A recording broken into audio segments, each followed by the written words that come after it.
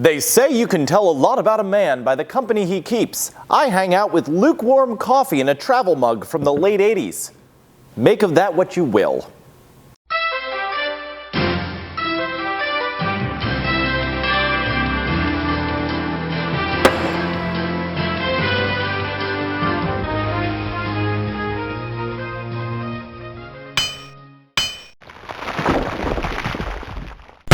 Welcome to Ask the Meadmaker, where I, Ricky the Meadmaker, answer your questions about mead making, mead drinking, mead brewing, and really, any question you're willing to send to me. Our first question this week comes from Ellie, who has been making craft mead at home. She came in a little while ago and we chatted about my tips and techniques, and she's trying to use them for her home brewing. The problem is, making meads like mine, craft meads, things with bubbles, she's getting, in 6 to 8 weeks, something drinkable, but super yeasty. What is she doing wrong? Should she step back on her yeast nutrient? Should she use less yeast? The answer is, paradoxically, probably not. What people think of as a yeast flavor is off flavors from the fermentation of the yeast.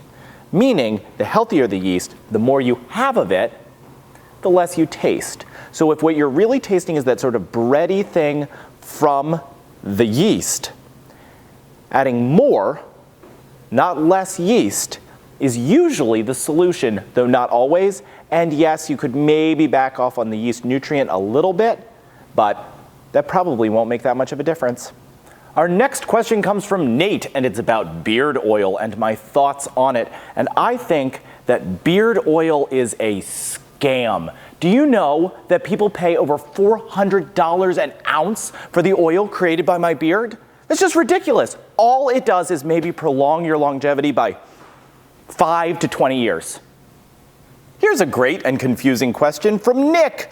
Nick says, "Hey Ricky, I'm fairly young, ellipsis, 20, but for the longest time I've wanted to make different types of alcohol. I'm likewise fairly inexperienced, but I have a pretty decent advertising idea and I'm working on the product when I have the money. Any advice on how I should go about achieving this dream of mine?"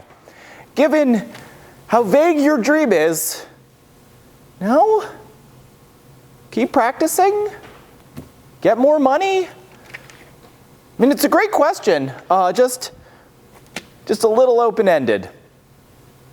Our next question comes from Mark, and unlike the last one, is very specific. I regularly recommend using Yeast Nutrient from Wyeast, and I've said this before, I am not a shill for their company. I have given them a lot of money, and they've never given any to me. I just use it here at our facility, so I know it very well. There are two major types: beer yeast nutrient and wine yeast nutrient, both sold by Wyeast. And he wants to know, what is the difference and how do they relate to Fermaid K? The answer is, I don't know, but I do know this. The people at Wyeast Laboratories are unbelievably helpful, and they have a new website that has tons of information on it. I have gone down the rabbit hole of the Wyeast website on probably 5 or 6 occasions and lost like half a day. So rather than my telling you the difference, which I don't know, I would recommend checking out their website and seeing if you can figure out what it is. I do know that it's a proprietary recipe, so you may not be able to find out that much. As for Fermaid K, very popular in the brewing world, I've found that it causes certain problems, in my experience, with like a nitrogen burn taste for the yeast, but that might have just been that I was an inexperienced brewer at the time.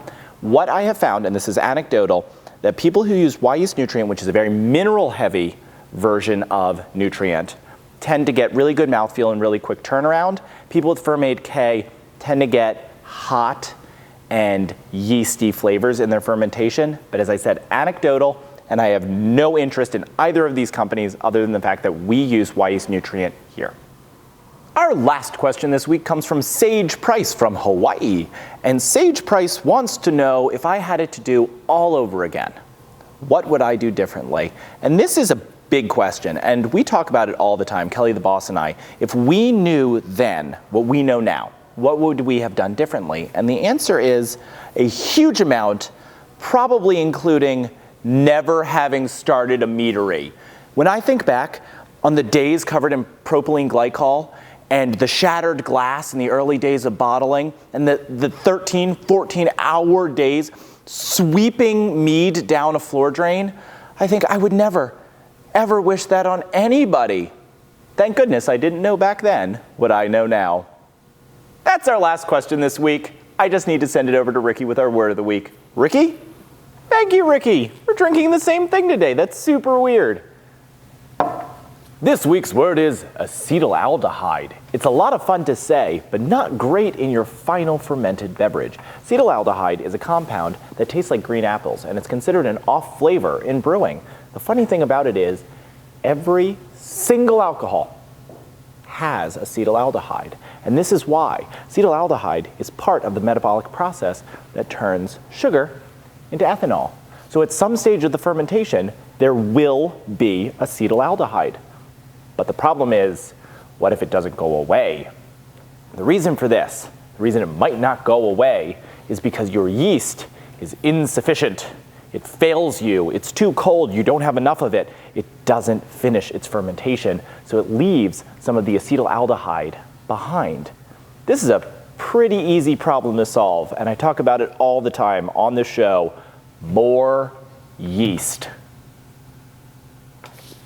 That's our word of the week, acetaldehyde. Great word, use it in conversation, and keep sending your questions. I'll get to them as soon as possible. Cheers.